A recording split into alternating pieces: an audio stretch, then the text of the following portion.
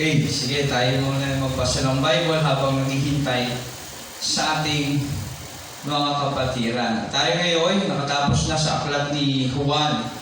Okay, ng aklat ng John. Tapos, ano ba yung mga aklat ni Juan? John, 1 John, 2 John, 3 John, tsaka Revelation. Tapos yung may libro, si Judas, tinapos na rin natin yun.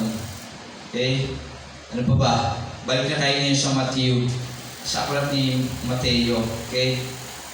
Pero basahin natin muna yung panimula bago tayo tumungo sa ating pagbabasa sa chapter 1, okay? Sige, tayo muna yung magbasa ng banal na kasulatan sa panimula ng aklat ng Matthew. Ang magandang balita, ayon kay Mateo, ay naglalahad na si Jesus ang katuparan ng ipinangakong pagliligtas ng Diyos sa mga aklat ng lumang tipan. Sa pamamagitan ng paggamit ng maraming talatang hango sa lumang tipan, binigyang diin ng sumulat ng aklat na ito na si Jesus na taga Nazaret ang hinihintay na manunubos sa bansang Israel.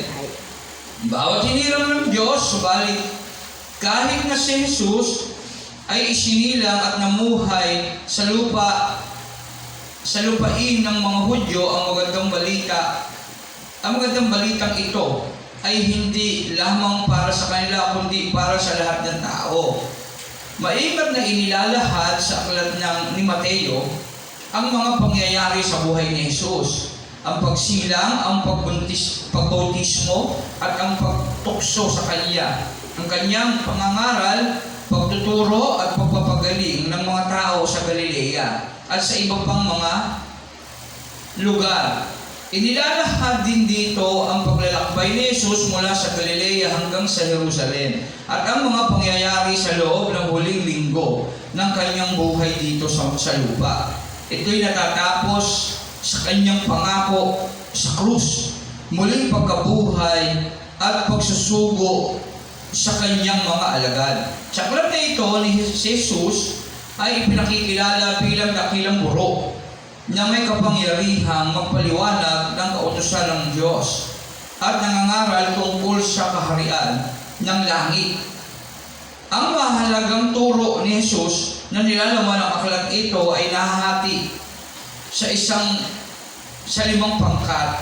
Una, ang sermon sa bundok na tumatalakay sa mga katangiang tungkulin, karapatan at kahihinatnan ng mga taong pinaghaharian ng Diyos. Kabanata 5:7 to mga tagubilin sa 12 alagad tungkol sa kanilang mga dapat gawin. Kabanata 10:3 mga talinhaga ukol sa paghahari ng Diyos. Kabanata 13 o number 4 ang turo tungkol sa kahulugan ng pagiging alagad. Kabanata 18 at number 5 mga turo tungkol sa magiging wakas ng kasalukuyang panahon at sa nalalapit na paghahari ng Diyos. Kabanata 24-25 pinapaniwala ang isinulat ni Mateo ang aklat na ito unang-una para sa Hudyo, para sa mga Hudyo, upang sila'y sumampalataya na si Jesucristo ang katugunan ng matagal nilang hinihintay na pagliligtas ng Diyos sa kanyang bayang pinili. Amen. Magandang balita, Biblia. Okay. Yan, ang panimula ng Mateo. Tayo muna yung manalangin. Lord, salamat po sa umagang ito, sa buhay at kalakasan na ibigay sa amin. Patubayan mo po kami habang kami nakikinig o magbabasahin ng banal na kasulatan. Patawarin mo kami sa aming mga nagawang pagkukulang sa iyo, pakalinisin at maging karapat-dapat nawa kami, Panginoon, tumanggap nito at maipunawa mo ito sa amin at magamit habang kami narito sa mundong ito naghihintay sa muling pagbabalik. Bayan ang aming mga kapatiran na ngayon wala pa rito, Panginoon, iadya mo kanilang pangyapa upang sama-sama kaming magbasa, mag-aaral, Panginoon, makinig ng iyong mabuting balita. Salamat po, ikaw may taas, maparangalan sa pangalan ni Jesus. Amen. Palakpakan natin ng Diyos. Purihin ang ating Panginoong Jesus. Mateo chapter 1 verses 1 to 25. 25 lang siya. Basahin lang natin ito. Okay, at ito ay merong binubuo ng 2 at 3 pamagat. Okay, chapter 1, verse 1, talaan ng mga ninuno ng Jesucristo. Tapos, verse 18, isinilang si Jesucristo. Okay, 2 lang pala. Talaan ng mga ninuno ni Jesucristo at nung isilang si Jesucristo sa 18, nagsisimula yun. Pero dito muna tayo sa Matthew chapter 1, verses 1 to 17. Talaan ng mga ninuno ni Jesucristo. Okay, ito yung mga ninuno niya. Kaya pakinggan natin ang nilalaman ng banal na kasulatan sa aklat ng Mateo. Dahil sinulat ni Mateo. Ayun sa panimula, ang magandang balita ito ayon kay Mateo. Ito ang sinasabi ni Mateo patungkol sa ating Panginoong Jesus. Matthew chapter 1, verses 1 to 17. Talaan ng mga ninuno ni Jesucristo. Sabi rito, chapter 1, verse 1, ito ang talaan ng mga ninuno ni Jesucristo na mula sa angkan ni David, na mula naman sa lahi ni Abraham. Okay? Si Jesus Christ ay galing sa lahi ni Haring David. Si Haring David naman ay galing sa lahi ni Abraham. Okay? Si Abraham yung pinangakuan ng Diyos na sa kanya magmumula ang bawat mga bansa, mga lahi, okay? Magiging sindami ng bituin sa langit ang kanyang magiging lahi, okay? Si Abraham, anak niya si Jacob, okay? Na naging Israel, okay? Bansang Israel na galing sa kanya, okay? Kasi si Jacob yung anak niya, si Esau at si Jacob. At si Jacob, sa kanya nagmula ang bayang Israel, okay? Sa kanyang pangalan yon, kaya naging Israel. Ito ang talaan ng mga ninuno ni Jesucristo na mula sa angkan ni David, na mula naman sa lahi ni Abraham. 2. Mula kay Abraham hanggang kay Haring David, ang mga ninuno ni Jesus ay sina Abraham, Isaac. Si Abraham, naging anak niya si Isaac. Tapos si Isaac naman, naging anak niya si Jacob, na ama ni Judah. At ng kanyang mga kapatid, Judah, Pares at Sarah, na mga anak ni Judah kay Tamar. Esrom na anak ni Pares, Aram, Abinadab, Naason, Salmon, Boaz na anak ni Salmon kay Rahab. Obed na anak ni Boaz kay Ruth, at Jesse na ama ni Haring David. Okay, yun Ayan, si Rahab. Dito si Rahab Obed na anak ni Boaz kay Ruth, at Jesse na ama ni Haring David. 6. Mula naman kay Haring David hanggang sa naging bihag ang mga taga-Juda sa Babylonia. Okay? Ang mga ninuno ni Jesus ay sina David, Solomon. Okay, si Jesus nagmula kay Haring David at kay Haring Solomon na anak ni David. Na anak ni Haring David sa dating asawa ni Urias. Sino yung asawa ni Urias? Na naging asawa ni David? Si Bathsheba. Tinan naman yung Sister Gina. Okay? Nalaman natin na anak pala ni David si Solomon kay Bathsheba. Okay? Na asawa ni Urias. Si Urias yung kaibigan ni David na pinapatay niya. Pinadala niya sa unahan para hindi mamatay. Okay? Dito siya kasala si Haring David. Si Jeroboam, Abias, Asa, Jehoshaphat, Joram, Ozias, Jotam, Akaz, Ezekias, Manases, Amos, Hoseas, Jeconias at ang mga kapatid nito. At pagkatapos na sila yung naging bihag sa Babylonia, hanggang sa ipanganak si Jesus, ang mga ninuno niya ay sina Jeconias, Salaskel, Zerubbabel, Abiud, Eliakim, Azor, Zadok, Akim, Eliud, Eleazar, Matan, Jacob, at si Jose, na asawa ni Maria. Si Maria ang ina ni Jesus, ang tinawag na Kristo. Amen. Kaya si Joseph, okay? Si Joseph galing sa, kaya ang tatay ni Jesus Christ, si Joseph, yan galing sa ninuno ni Abraham. Okay? Si Maria, ang ina ni Jesus, ang tinatawag na Kristo. Sa makatuwid, may 14 na salinlahi mula kay Abraham. 14 na salinlahi magmula kay Abraham hanggang kay Jesus. Hanggang kay David pala. Ayan. May 14 na salinlahi mula kay Abraham hanggang kay David. Tapos, 14 mula kay David hanggang sa pagkabihag ng mga Israelita sa Babylonia. At 14, puro 14 na. 14 din mula sa pagkabihag ng Babylonia hanggang kay Kristo. Ilang salinlahi yun? Dami. 14 na salinlahi mula kay Abraham, isa. Hanggang kay David, 14 din. Ayan. Okay. Ano ba? 14 din hanggang mabihag sa Babylonia. Okay? At 14 din mula sa pagkabihag sa Babylonia hanggang kay Kristo. Ilang salinlahi yun? Ang dami. Ito ang naganap, 18, ito ang naganap ng ipanganak si Jesucristo. Si Maria na kanyang ina, ito na yung kinikwento na yung mga kaganapan ng isisilang si Jesus Christ. Ito ang naganap ng ipanganak ni Jesus. Ito yung sinasabi ni Mateo sa kanyang pagkikwento nito. Sa aklat niya, kung ano yung naganap nung ipanganak si Jesus. Binilang niya na yung mga salinlahi, ang dami, puro tigla 14, magmula kay Abraham, hanggang sa isilang si Jesus Christ. Maraming 14 yon, okay? Ito ang naganap ng ipanganak si Jesucristo. Si Maria na kanyang ina at si Jose ay nakatakdalang magpakasal. Ngunit, bago sila makasal, nalaman ni Maria na siya ay nagdadalang tao sa pamamagitan ng kapangyarihan ng Espiritu Santo. Okay, si Mary at si Joseph magkasintahan, pero bago sila ikasal ni Joseph, si Mary at si Joseph bago ikasal, nalaman ni Maria na siya ay buntis. Okay? Hindi sa pamamagitan ng tao, kundi sa kapangyarihan ng Espiritu Santo. Subalit dahil isang tao matuwid si Jose na kanyang mapapangasawa at ayaw nitong malagay sa lubos na kahihiyan, si Maria, binalak niyang hiwalayan si Maria ng palihim, okay? Sabi dito si Jose, dahil sa isang tao matuwid na kanyang mapapangasawa. At ayaw nitong malagay sa lubos na kahihiyan, kasi nung panahon ganun parang kahiya-hiya ka pag mapapangasawa mo, buntis na. Okay, at hindi pa ikaw ang ama. Bahalak niyang hiwalayan si Maria. Ngunit habang pinag-iisipan ito ni Jose, habang pinag-iisipan niya, tama ba ito o hindi? Hiwalayan ko ba o hindi? Parang gano'n. Nagpakita sa kanya sa panaginip ang isang anghel ng Panginoon. Sinabi nito sa kanya, Jose, anak ni David, kasi si Jose yung galing sa angka ni David. Huwag kang matakot na pakasalan si Maria, sapagkat ang sanggol na dinadala niya ay mula sa Espiritu Santo. Okay? Nagpakita sa panaginip habang nag-iisip si Joseph, ano kaya? Hihiwalayin ko kaya si Maria o hindi?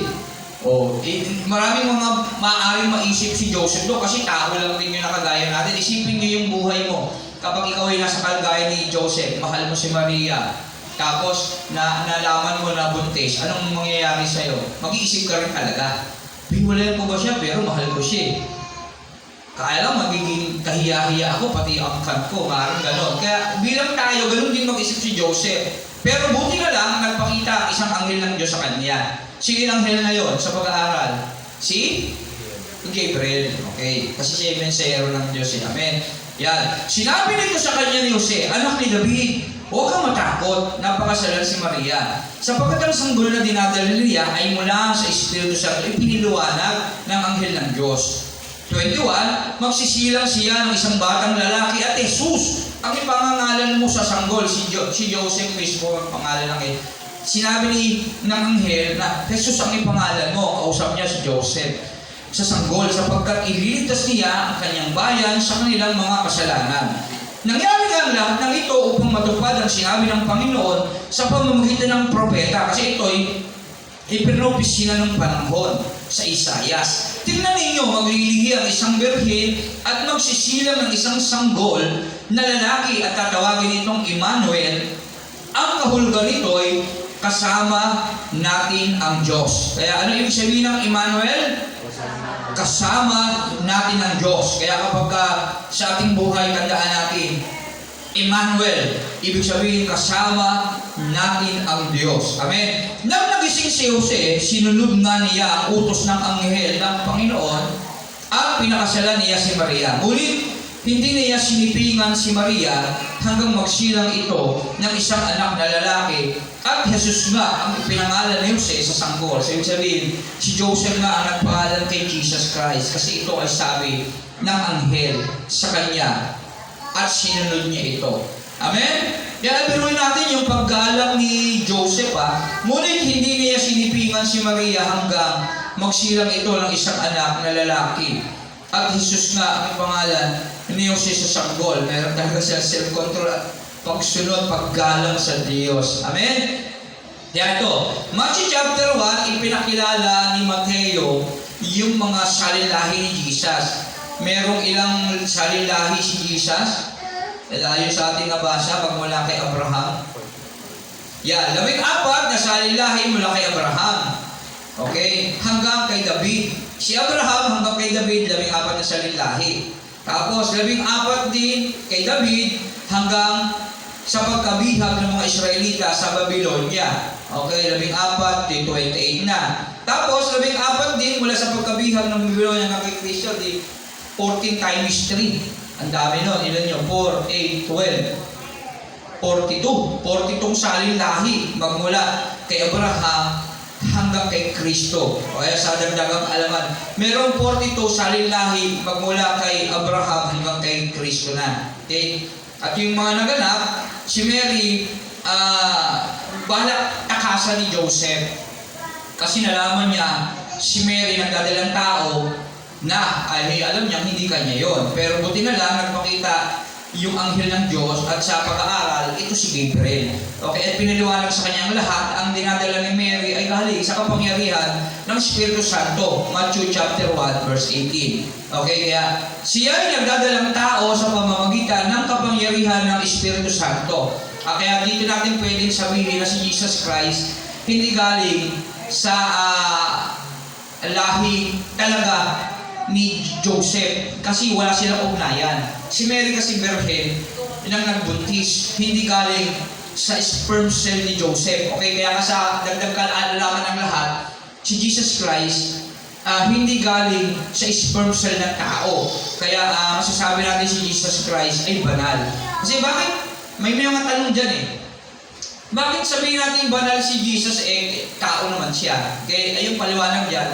Matthew chapter 1 verse 18, kasi si Mary nagbuntis sa pamamagitan ng kapangyarihan ng Espiritu Santo, hindi kagaya natin, nagaling tayo sa pagmamahalan ng ating mga magulang. Kaya sa mga magtatanong, ganoon.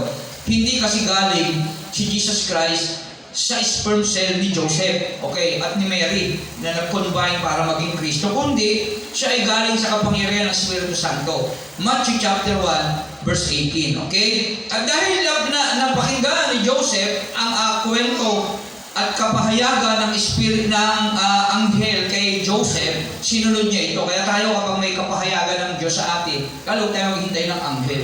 Okay, baka maghintay tayo ng anghel. Magbasa tayo ng Bible at manalangin tayo. At may pahayag ng Diyos yan, pakinggan natin kagaya ni Joseph. Siya ay nakinig sa anghel na panadala ng Diyos para maikasal sila ni Mary. Amen? Okay. Yun yung oras, Oo, yun na pala yung oras ng 9:10 na. Ganun ako lang na, sa likod pala yung oras para kita natin. Okay. Matthew chapter 2. Ang pagdalaw kay Jesus. Matthew chapter 2. Ilang pamagat ang meron sa Matthew chapter 2. Basahin lang natin kagaya ng kanina. Meron siya 4, 1, 2, 3, 4 na pamagat. Okay. Ang pagdalaw kay Jesus, ang pagtakas papuntang Ehipto, ipinapatay ang maliliit na batang lalaki, ang pagbalik mula sa Ehipto. Ito na yung kapanganakan ni Jesus. Matthew chapter 2, verse 1. Panahon ng paghahari ni Herodes ng Judea, nang ipanganak si Jesus sa Bethlehem. Kaya sino yung hari? Si Herodes sa Juda. Nang ipanganak si Jesus sa Bethlehem. Nang siya ay isilang, may mga matatalinong taong mula sa silangan na dumating sa Jerusalem. Correction ulit Yung tatlong matatalinong tao, hindi ito hari. Matatalino, 3 wise men kung tawagin, o pantas. Matatalino. Tao. Hindi ito hari kaya mali May tatlong hari ng sidal o mali yun. Mali. Tatlong matatalinong tao, sabi ng Bible. Sa silangan ang dumating sa Jerusalem. Nagtanong-tanong sila, nasaan ang ipinanganak na hari ng mga Hudyo? Nakita namin sa silangan ng kanyang bituin. Kaya naparito kami upang siya'y sambahin. Nang mabalitaan ito ni Haring Herodes, siya'y naligalig, gayon din ang buong Jerusalem. Kaya tinipon niya ang lahat ng mga punong pari at mga tagapagturo ng kautusan at sila'y tinanong saan ba isisilang ang Kristo. Ito kasi yung kapahayagan. Kaya iyon ang tinatanong nila. Kaya tumugon sila. sa Bethlehem po, ganito po ang isinulat ng propeta. At ikaw, Bethlehem, sa lupain ng Juda, kasi may propesya sa Old Testament ng panahon At yun yung inaabangan ng mga pari. At yun yung tinanong ni Herodes sa kanila. Kasi sila ang nakakaalam sa mga ganyang kaalaman, karunungan, katuruan, yung mga pari ng panahon. Tumugon sila sa Bethlehem po sapagkat ganito ang isinulat ng propeta. At ikaw, Bethlehem, sa lupain ng Juda, ay hindi pinakahamak sa mga pangunahing bayan ng Juda. Sapagkat sa iyo, magmumula ang isang pinuno na mamamahala sa aking bayang Israel. Nang mapatid ito, palihim na ipinatawag ni Herodes ang mga matatalinong tao. At inusisa kung kailan lumitaw ang bituin yon. Inimbestigahan niya yung tatlong matatalinong tao na pinagmulan ng balita na yon. Okay? Pagkatapos sila ay pinapunta niya sa Bethlehem sa ganito ang bilin. Hanapin ninyo mabuti ang sanggol. Kapag natagpuan ninyo siya, ipagbigay alam agad ninyo sa akin upang ako man ay pumunta roon at sumamba rin sa kanya.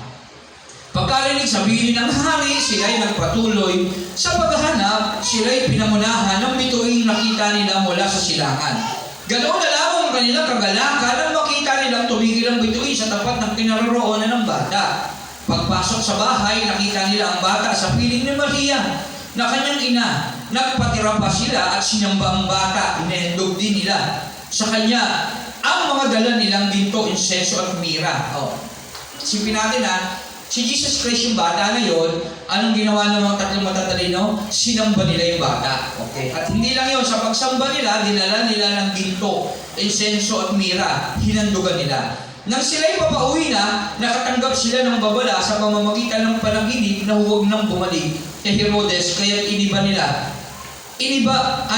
sila ng daan pauwi. Okay? So, sa ating Panginoong Hesus, kaya dapat natin gayahin yung tatlong matatalino na yon. Kapag tayo ay matatalino, dapat ang ginagawa natin, sinasamba natin si Jesus. Hinahandugan, dinadalhan ng mga handog, okay, para pagdakila sa Kanya bilang ating Panginoon. Amen? Nang sila'y papauwi nakatanggap sila ng babala sa pamamagitan ng panaginip na huwag nang bumalik kay Herodes. Kaya nag-iba sila ng daan pauwi. Pag-alis ng mga matatalinong tao na nagpakita kay Jose sa panaginip ang isang anghel ng Panginoon. Sinabi nito sa kanya, bumangon ka at dalhin mo agad sa Ehipto ang iyong mag-ina at huwag kang aalis doon hanggang hindi ko sinasabi sapagkat hahanapin ni Herodes ang bata upang patayin. Yung supporting verse nito nandoon sa Revelation. Okay, yung babae, yung binugahan ng tubig ng matandang ahas ba yun? Sa Revelation. Kaya may supporting verse doon at napadpad sa Ehipto yung babae. Yung babae doon tumutukoy sa yung Israel kasi yan yun yung bayan ng Diyos. Okay? At napadpad sa Ehipto. Yun yung supporting verse. Sa pag-aaral, pwede natin balikan yung Revelation. Pero dito lang tayo sa Matthew chapter 2. Amen? Okay. Ehipto at ang iyong ina, at huwag kayong aalis doon hanggat hindi ko sinasabi sapagkat hahanapin ni Herodes ang bata upang patayin.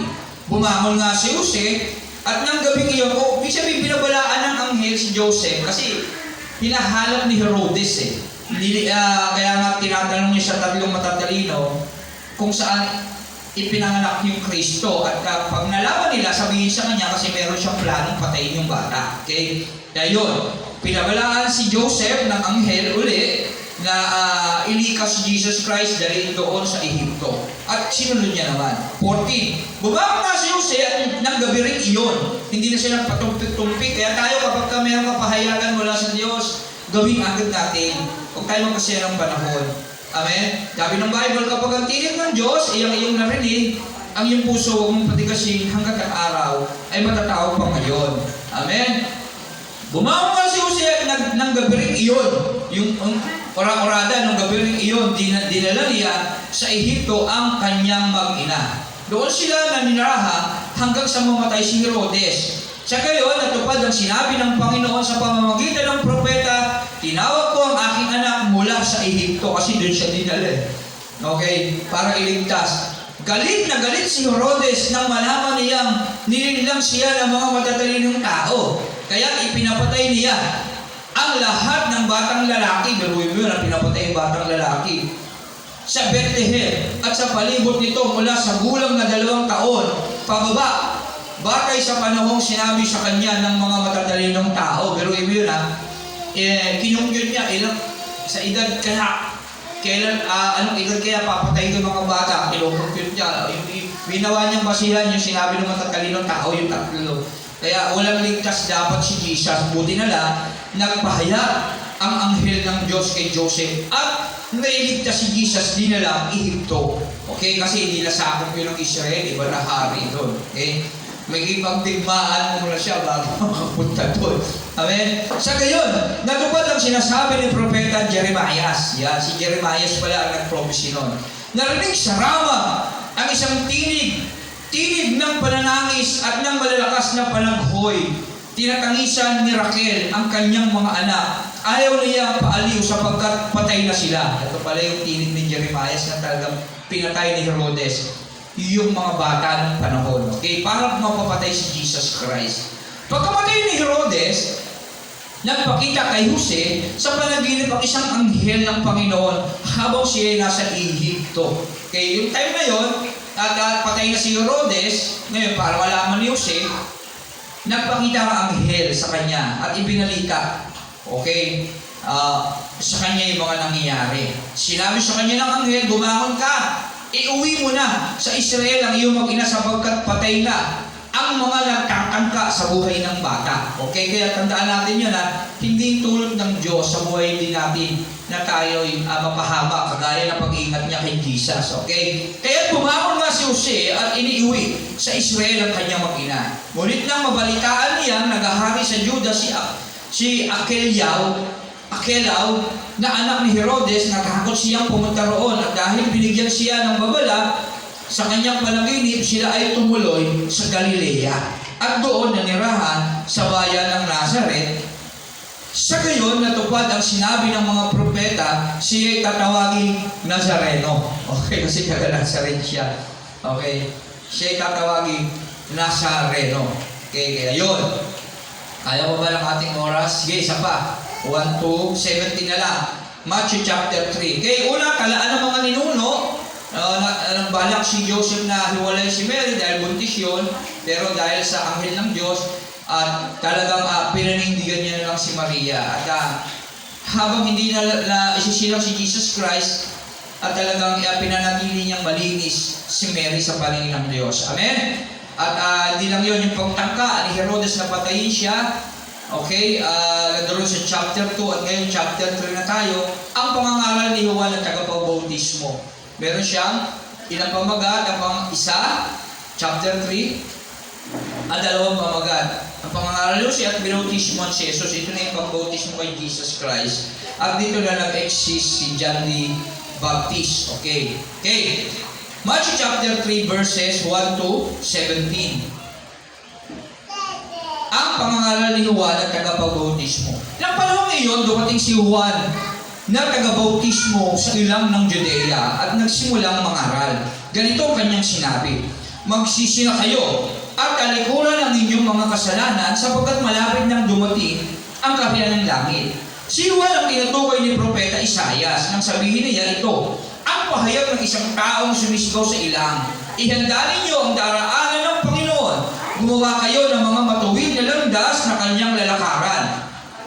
Okay? Si John the Baptist yung nasa propesya ni Isaias na isang tao sumisigaw sa ilang. Ayan. Ihanda ninyo ang daraanan ng Panginoon, gumawa kayo ng matuwid na landas sa kanyang lalakaran. At si John the Baptist din sa kalaman ng lahat ang pinakahuling propeta sa panahon ng Old Testament. Okay? Sa pag-aaral. Gawa sa balahibo ng kamel. Ito yung itsura ni John the Baptist. Gawa sa balahibo ng kamelyo ang kanyang damit. Yung kanyang damit, yari sa balahibo ng kamelyo ni Juan. At sa balat naman ng hayop ang kanyang sinturon. Leather. Original, leather. Isinturon ni Bilabe. Tawag yung kanyang damit, balahibo ng kamelyo. Kasi pangginaw, siyempre. Ang kanyang namang pagkain ay balat ng pulot pokyutan. Pero yan, balat ng pulot pokyutan. Uy, sarap nun Di ba yung pulot matamis yun? Balang, hindi pala balat, balang. Yung mga tipaklong, mga balang yan eh. Insekto. Kumakain siya ng balang. Yan ang kanyang pagkain. At puro pukyutan, puro herbal yun, okay? At parang nakakadiri kainin yung balang, no? Sa ating panahon. Pero yun ang pagkain niya eh. Dinayo siya ng mga tao mula sa Jerusalem, sa buong Judea, sa magkabilang panig ng ilog Jordan. Ipinahayag nila ipinapahayag nila ang kanilang kasalanan at sila'y binabautismuhan niya sa ilog Jordan. Okay? Ang bautismo sa tubig, simbolismo ito ng bautismo sa banal na Espiritu. Ito yung tipa na ginagawa natin sa Diyos ang alaman ng lahat na tayo ay susunod na sa ating Panginoong Hesus. Yun lang yun. Okay? Pero hindi ito nakakapagligtas ng kaluluwa. Okay? Tipa lang ito yung time na nakilala natin ang ating Panginoong Hesus na nag-decide tayo na susunod na tayo. Kaya nga ang kanta madalas niya pag binabautismuhan tayo sa tubig, no turning back, no turning back. Kaya kapag nagpabautismo tayo, dapat yung tayo babalik sa dati nating buhay. Amen? Ipinahayag niya ang kanilang mga kasalanan at sila ibinautismo niya sa ilog Jordan. Ito kasi yung pagliluhugas ng ating mga kasalanan. Ang ibig sabihin kasi niyan, pinatay na yung iyong kasalanan, sinama na sa pagkapako sa krus ng ating Panginoong Hesus. At pag-awa mo sa tubig, ikaw ay pinatawad na ni Kristo, nilinis na ng dugo ni Kristo ang iyong kasalanan. Okay? Ipinahayag nila ang kanilang mga kasalanan at sila binabautismo niya sa ilog Jordan. Nang makita niya, lumalapit din sa kanya ang maraming Pariseyo at mga Saduseyo upang magpabautismo.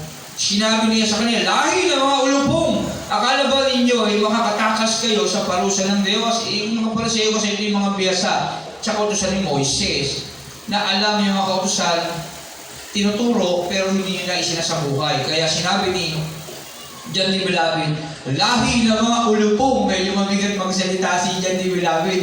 Mga parang, mga karimang, mga gano'n, kasi sila yung tuturo, hindi sinasabuhay, parang gano'n. Lahi ng mga ulupong, akala ba ninyo, makakatakas kayo sa parusa ng Diyos? Pero yan, mapupunta kayo sa impyerno, parang gano'n si John D. Beloved, Adi Baptist. Mabigat magsalita, matalas ang kanyang dila. Patunayan muna ninyo sa inyong mga buhay na kayo talagang nagsisisi na. At huwag ninyong akalain na makakaiwas kayo sa parusa ng Diyos dahil sa sinasabi ninyong ama ninyo si Abraham. Kasi sila mga lahi ni Abraham, mga Israelite. Okay? Sinasabi ko sa inyo na kahit na mga batong ito ay makakalikha ang Diyos ng tunay na mga anak ni Abraham. Ngayon pa lamang ay nakahanda na ang palakol sa ugat ng mga punong kahoy. Ang bawat punong hindi mabuti ang bunga ay puputulin at itatapon sa apoy. Binabautismo ko kayo sa tubig bilang tanda ng inyong pagsisisi. Kaya tandaan natin, yung pagbabautismo sa tubig, simbolismo, tanda ng pagsisisi at pagkalikod sa kasalanan. Di ba na ating ginagawa sa Diyos para sabihin tayo ay nagsisisi sa ating mga kasalanan at tatalikuran na ang ating mga buhay dati na makasalanan. Kaya kapag tayo pagbautismo, dapat totoo yun. Mahalaga yun. Tipan mo yun sa Diyos, pangako mo sa Diyos yun. Tipan, covenant, kautusan, o pangako o panata mo sa Diyos na sinasabi sa Kanya na ako'y nagsisisi na, Panginoon, tatalikuran ko na ang aking mga kasalanan, ako'y sa iyo na, at ikay sa akin na, mabubuhay na ako, na ikaw ang sinusunod. Magiging lingkod mo na ako. Pangako mo yun, bilang lingkod ng Diyos. Kasi tayo mga lingkod ng Diyos mga bagong tipan, lingkod ng bagong tipan, mga lingkod ng Diyos. O sa salitang Griego, doulos, yan, servantship, pag-aari na ng Diyos. Hindi ito yung kagaya ng mga servant na nagtatrabaho, may day off. Tama? Minsan, pagod na, buti na may day off ako. Sunday, walang trabaho. Hindi ganon. Yung pagiging servantship natin ng Diyos, walang oras, walang panahon. Dapat lingkod tayo ng Diyos. Nakipagtipan tayo sa Diyos. Nangako tayo sa Diyos sa lahat ng panahon. Kaya sa lahat ng panahon, Diyos ka sa amin. Sa lahat ng oras, dapat lahat ng ating paglilingkod, isip, puso, buhay, binibigay natin sa Diyos. Yun ibig sabihin ng dulos, servantship, paglilingkod. Okay? Tayo kasi mga lingkod ng Diyos dapat. Yung di pa natin ginagalang panghabang panahon. Walang limit. Hindi kagaya ng ordinaryong mga lingkod lang. tayo na ngayon dapat alipin. Buti nga, hindi na alipin to rin sa atin eh. Mga anak na ng Diyos, okay? Habang panahon. Kaya dapat yung tipan natin yun, nung binautismuhan tayo, si Jesus Christ ang ating Panginoon. Kaya lahat ng tuhod ay luluhod at magsasabing si Jesucristo ang Panginoon. Kaya tandaan natin, gawin natin sa ating mga buhay. Okay? Yung tipan na yun, na talagang totoo mga dulos tayo ng Panginoon. Amen? Amen mo ba? Nawa, mas masikip pa sa pagiging servant. Okay, kaya kadulos, panghabang panahon, higit sa lahat ng mga lingkod, dapat paglingkuran natin ang Panginoon sa ating mga buhay. Okay? Kaya yun yung bautismo sa tubig, tipan. Yan, tipan na ating ginagawa para sabihin sa Diyos na tayo ay nakikipag-ugnayan na sa Kanya at tatalikuran ng ating mga buhay. 11, Matthew 3:11, binabautismo ako kayo sa tubig bilang tanda. Simbolismo, okay? Pero hindi ito nakakaligtas ha. Tipan lang ito na pangako mo sa Diyos. Kasi yung ibang paniniwala, kailangan mabautismo ka para maligtas ka. O mahalaga ito, pero hindi ito nakakaligtas ng ating kaluluwa. Okay? Ito ay tipan mo lang, pangako mo sa Diyos, ebidensya. Panatak mo sa Diyos na talagang nakilala mo siya, tinatanggap mo siya sa buhay mo, kaya ka nilulubog sa tubig. At para ikaw ay linisin, okay? Sa ating mga pagkakasala. Higit siya makapangyarihan. Binabautismo ko kayo sa tubig bilang tanda ng inyong pagsisisi. Matthew 3:11. At pagtalikod sa kasalanan, ngunit ang darating at sunod ko ang siyang magbabautismo sa inyo sa Espiritu Santo at sa apoy. Higit siya makapangyarihan kay siya akin. Hindi man lamang ako karapat dapat magdala ng kanyang sandalyas, kasi si Jesus Christ ay talaga siya ang may kapangyarihang magpatawad sa atin. Amen? At siya ang may kapangyarihan na dalhin tayo sa buhay na walang gan. John 14:6. Ako ang daan, sabi ni Jesus, ako ang daan, katotohanan at ang buhay. Walang makapupunta sa Ama kundi sa pamamagitan mo. Kaya kailangan natin talaga sa ating buhay makilala ang Kristo at tanggapin sa ating buhay bilang Hari, Panginoon at Diyos ng ating mga buhay. 12. Hawak na niya ang kanyang kalaykay upang alisin ang dayami. Titipunin niya sa kamalig ang trigo, ngunit ang ipa ay susulugin sa apoy na di mamamatay kailanman. Kaya sinabi yan ni John D. Baptistino, yung mga Pariseo at yung mga, Pariseo at ang mga Saduseo. Okay. Sabi niya doon, hawak niya na ang kalaykay upang alisin ang dayami. Okay, ito yung mga dayami, yung mga ibig sabihin ng dayami, mga damo, mga ipa. Niya kamalig ang trigo. Ngunit ang ipa ay susunugin sa apoy. Yung trigo, hindi binubukod niya na. Yung mga napapakinabangan, binubukod ng Diyos. At yung mga hindi, hinihiwalay niya yun, yung hindi napapakinabangan, yung ipa. Ito kasi magandang panggatong ito, kaya madaling masunog. Sinusunog sa apoy na di mamamatay kailanman. Ano yung apoy na hindi mamamatay kailanman? Impyerno. Okay, ibig sabihin yung ipa, yung mga walang halaga, dadali ng Diyos sa impyerno. Pero yung mga trigo, ano yung halaga ng trigo? Nagbibigay ito ng buhay, pagkain. Kaya dapat pakainin yung mga anak ng Diyos, salita ng Diyos. Ito yung mga tao sumusunod sa salita ng Diyos. Ito yung mga tao tumubo sa kanilang puso, yung salita ng Diyos, trigo. Yun. At ayun yung mga niniligtas ng Diyos. Yung mga walang kwenta, yung mga walang kabuluhan, yun yung susunugin ng Diyos. Kaya tayo sa buhay natin, na maganda yung nagbubunga tayo. Para maging tayo yung trigo na binabanggit dito. Okay? Dumating si Jesus sa ilog Jordan mula sa Galilea upang magpabautismo kay Juan. Yun yung isang pamagat niya. Sa Matthew chapter 3. Ano ba yun? Binautismo si Jesus. O yun, tama, yun na nga. Dumating si Jesus sa ilog Jordan mula sa Galilea upang magpabautismo kay Juan. Galing ng Galilea si Jesus Christ at pumuntang ilog Jordan para magpabautismo kay Juan. Ngunit tumutol si Juan at patuloy na sinabi, ako po ang dapat magpabautismo sa inyo. Bakit kayo nagpapabautismo sa akin? Subalit sumagot si Jesus, Hayaan mo ito ang mangyari ngayon sapagkat ito ang nararapat nating gawin upang matupad ang kalooban ng Diyos. Kaya pumayag din si Juan. Nakinig siya agad kay Jesus Christ. Kaya tayo rin naman dapat kagaya ni Juan na nakikinig sa ating Panginoon Jesus. Nang siya ay mabautismuhan, umahon si Jesus sa tubig, biglang bumukas. Biglang nabuksan ang langit at nakita ni Jesus ang Espiritu ng Diyos na bumabang parang isang kalapati at dumapo sa kanya. At isang tinig mula sa langit ang nagsasabing, ito ang minamahal kong anak na lubos kong kinalulugan. Ng pakita, anak, pahayag yung Trinity, yung triangle ng panahon na yun. Yung Ama narinig nila, tapos yung Holy Spirit, yung kalapati na dumapo sa ating Panginoong Hesus, at nandoon din si Jesus Christ. Okay? Yung triangle na tinatawag, yung Trinity na tinatawag. Yeah. Nang siya mabautismuhan, umahon si Jesus sa tubig. Tapos biglang nabuksan ang langit. At ngayon, nagkaroon na tayo ng paghuhugas doon sa panahon na yun. Kasi yung time na nilubog siya sa tubig doon, nilagay ang ating mga kasalanan sa kanya, sila po niya lahat yun. At katibayan na siya mamamatay sa krus at muling mabubuhay. Dadali niya ating kasalanan, sasama niya ipako sa krus at lilinisin niya yun. Kaya salamat sa ating Panginoong Hesus. Yung mga kaganapan na ito ay katuparan ng mga propesiya para sa pagliligtas ng Diyos sa atin. Amen? Palakpakan natin ng Diyos. Sa kanyang lahat ng parangalan at papuri.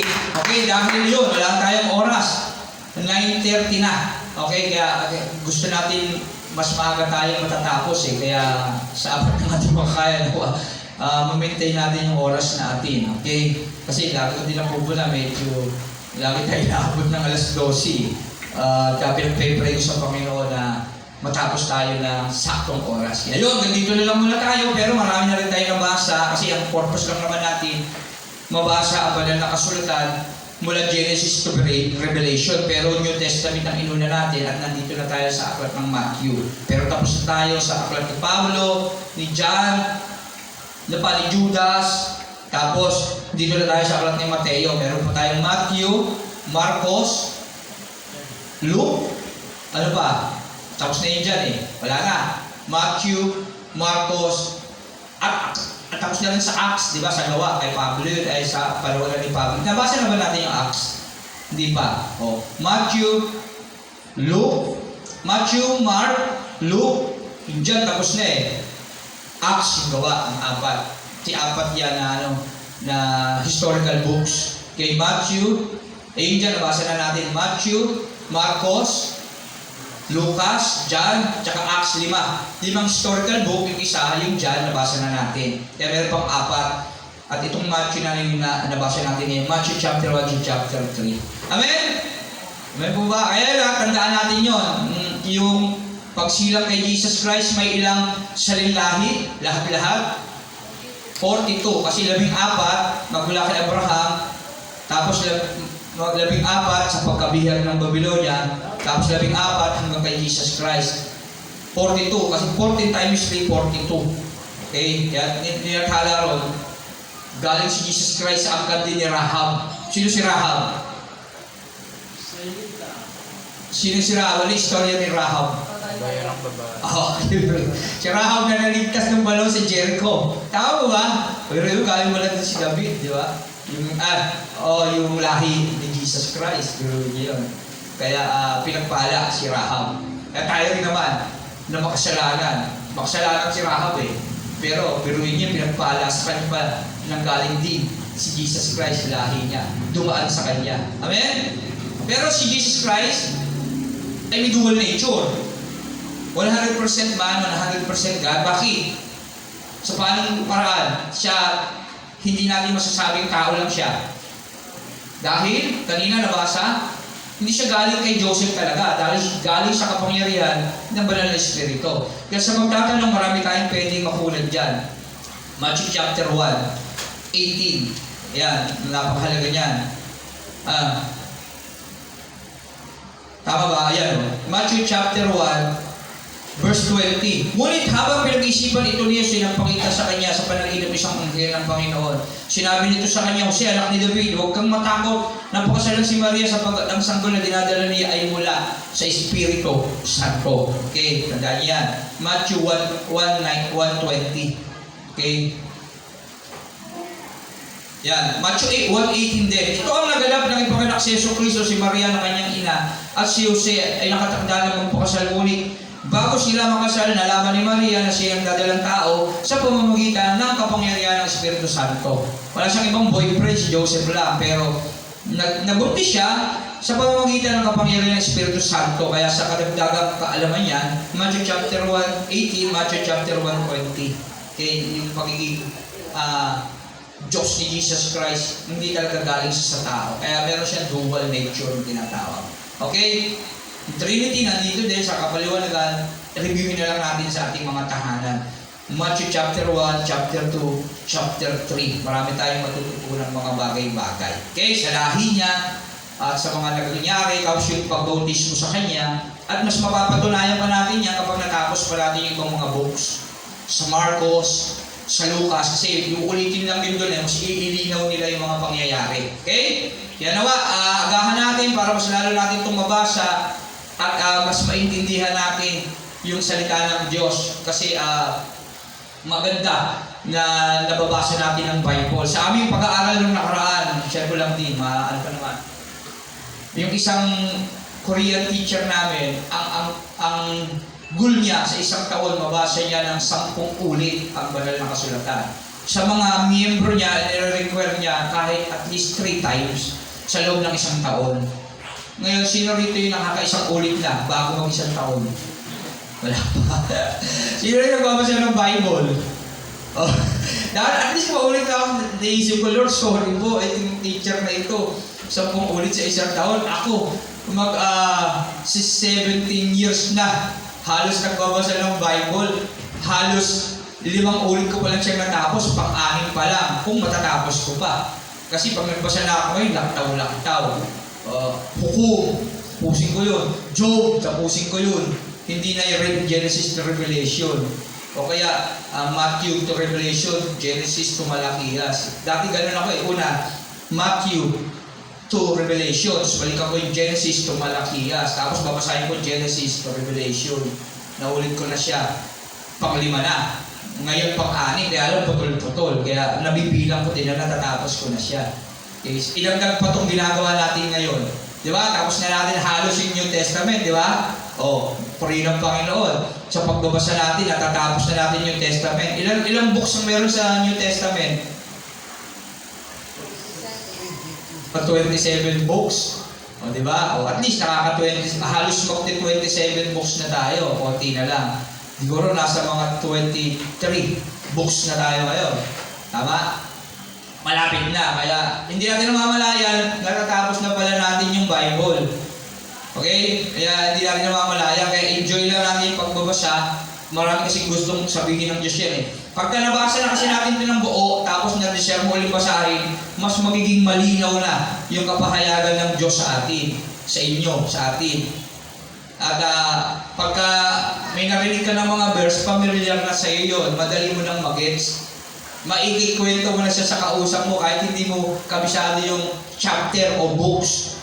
Makikwento mo na ng tama. Ayun ang kagandahan niya. Pero pag hindi ka nagbabasa ng Bible, nga ka lang kapag may nagkikwentuhan. Oo ka lang kahit wala ka naintindihan.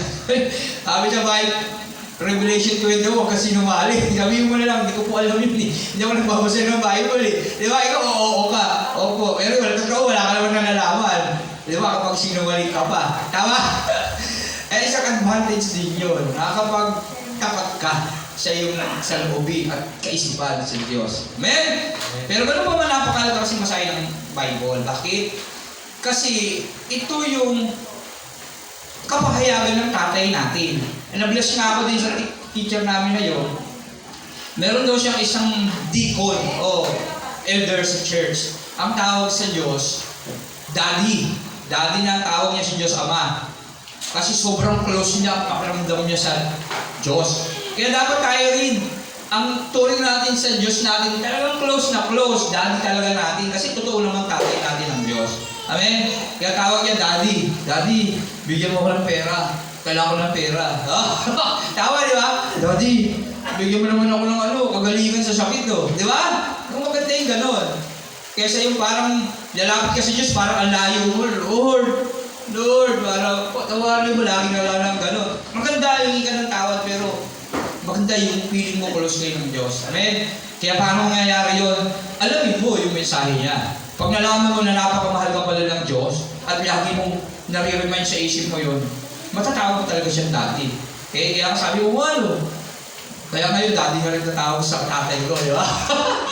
Pero naghihinga ako sa kanya, Lord, kasi kikwenta ko ng mga bayarin. Lord, kailangan namin ng graduation fee, 4-5, tapos kami, si Nino, si Nora, 1-5 isa, graduation fee.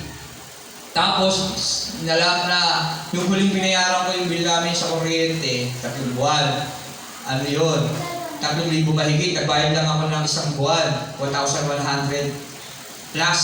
Di may 2 buwan pa, naglalaro sa 2,900. Tapos, nung dumating yung disconnection, pero sinama ko sa Lord, naalala ko, mas may kasama pa pala sa gastusin ko, maliban doon sa tuition, graduation fee. Yung kuryente pa pala, yung tubig, hindi pa kasi bayad na yung tubig ko. Yung kuryente pala, hindi pala pwede kasi baka maputulan. Dumating yung disconnection.